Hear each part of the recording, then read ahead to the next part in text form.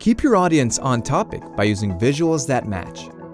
Whenever you open a template, you'll have topics ready for you to customize with images, text, or even shapes. Any content you add inside a topic will only be revealed when you zoom in, and will disappear when you zoom back out. Let's start with an image. In the toolbar, click Insert and then select Image. Now choose one and click Open.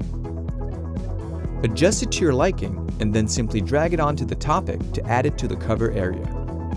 Any object in the cover area can be set to be visible only on the outside or visible inside as well.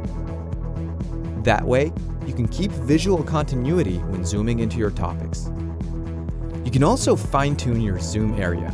To do this, click on the topic and then click again to see the zoom area. Now right-click directly on the line and choose Edit Topic Zoom Area. Let's make it smaller and adjust it over the small iceberg to make the dive-in effect more dramatic. And that covers how to edit topic and subtopic covers.